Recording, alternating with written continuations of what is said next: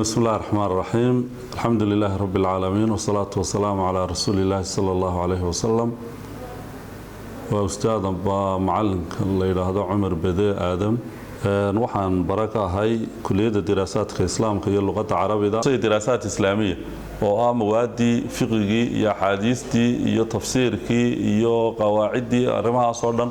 oo ay la socdaan kuwa aanu sheegnay in waa lagu xoojiyo luqadda carabiga iyo tarbiyadii educationkii iyo taariikhdii iyo thaqaafadiina lagu xoojiyay diraasaad islaamiya waxyaalaha lagu dhigo horudhac haddaan ka sameeyanba waxay ka kooban tahay دراسات إسلامية بقول كيبا لحدا أما شنية لحدا أيام لوجودها ما دوي كلام لوجوده وحكم إذا اللغة العربية ده تربية ده أما education كوح الله يقانو تاريخ ده الثقافة ده ومعلومات كجود وحفر بدن بي كليات دو إنها أصلا بكل دارت هاي كليات ككلا حنوط تلقى لنا إنه أرضية fakaltigan dhiganaya waxyaaluhu u baahan yahay wadanka inay noqoto oo ah inuu diraasaadkii islaamka dhigo inuu aqoon u yeesho luqadda carabiga tarbiyadii iyo qaabkii wax loo dhigay inuu iyadana baahideeda ay tahay wadankuna uu u baahan yahay inuu yeesho oo uu ka faa'iideysto taariikhda iyo diraasaad islaamka iyo waxa ka maarmayso taariikhda iyo waxyaalahaas taariikhdana maadooyin dhowra ayuu ka dhiganayaa wuxuu dhiganayaa kala thaqaafo macluumaad caam ah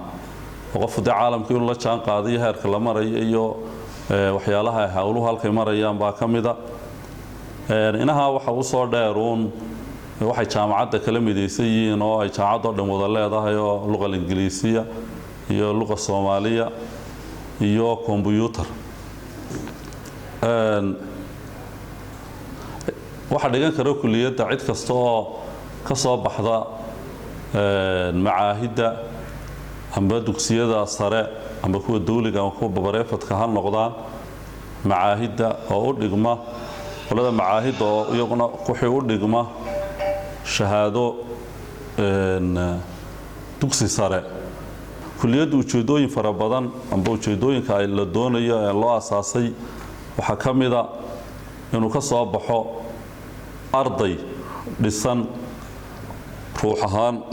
fikir ahaan iyo cilmi ahaanba u dhisan ruuxdiisu dhisan tahay haday cibaado tahay haday tahay camalkeedii tahay fikir ahaan iyo fahamka uu ka fahansan yahay diinta islaamka iyo waaqaca jira iyo cilmi ahaan aqoon ahaan u dhisan aqoon ahaan u dhisan ardayda kulliyadu soo saartaa ay ku hamiyaysaa waa taas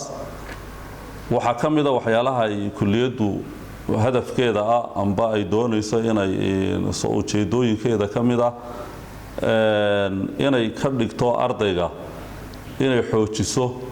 awoodiisa isku kalsoonaan inuu thiqa u sameeyo tanmiya inuu qofku sameeyo oo kobciso kalsoonidiisa oo qof isku kalsoon noqdo kalsooni baxthi u sameyn kara noqdo mawaadiicda uu baarayo inuu istiqlaal iyo kalsooni ku qaban karo waxyaalaha kamida ahdaafteeda amba ujeedooyinka kulliyada waxa kamida iyadana ardayga dhiganaya inuu noqdo nin sicatu sadr ilaabtiisu ballaaran tahay wax taqabbul badan aqbalaya nin raxiima naxariis badan mutawaadica haddii fikir kale iyo dood marto si fiican u doodi kara oo dariiqada ugu fiican u doodi kara isagoon cadhoonin isagoon xanaaqin hawshiisana u dhiiban kara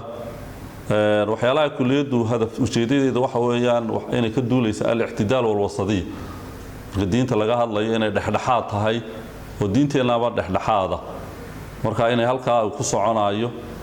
oo aanu ifraad gaboodfalna diintii ku sameynaynin tarjiidna aanu noqonayno oo ka xadgudbaynin oo xagga kalena tadarufna aanu la ibanaynin waxyaalahaasi waa waxyaalaha qofka amba ujeedooyinka ay ka mid tahay fursadaha shaqo ee uu heli karo ardayga ka baxay kulliyadan diraasaadka islaamku fursado fara badan buu heli karaa fursadaha waxa kamida wuxuu dhigi karaa mawaadaas carabiga uu dhigaya dugsiyada sare iyo kuwa dhaxaba مواد الدين يقول لي كرا وحصادن وحويا وح معلم بكون نقول كرا وحقيقة قاعدة كرا الوعد والإرشاد إن واعدون نقول كرا هنون تو يو وعدي وقيب قارن يدين تي محاضرات يا رما صار مصمم كرا المحكمة ده أيو تي كرا رما شرعي أيو تقادبو كنقول كرا روح نقاش غين كرا بنوك إسلامي جاي بنوك إسلامي جاي كل بقاب كان إن السمايو وقيب قادن كرا يسجنا وقاش غين كرا واي ما روح قالنا يا ربادي يا وحياله الله بهنا wuxuu ka shaqeyn karaa uu noqon karaa la taliye sharci wuxuu ka shaqeyn karaa wasaaradaha oo dhan dhinacyada kuwa wasaaradda warfaafinta iyo iclaamka wasaaradda iclaam loo yaqaano carabida oo qaybta saxaafadda iyo qaybta carabida oo dhan buu sameyn karaa wasaaradda awqaaftu ka shaqeyn karaa wasaaradda cadaaladdu ka shaqeyn karaa wasaaradda arrimaha dibadda qaybaheeda wuxuu ka shaqeyn karaa qaabilsan carabta iyo arrimahaas sekshanadaas oo qaybahaas oo dhan leh marka shaqadiisu way fara badan tahay wax walba uu qaban karaa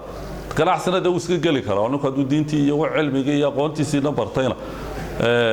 meelo maxkamad khaas ah oo sida culimadu imka u furtaan oo u furan karaa waxaas oo dhan way u bannaan yihiin waanu leeyahay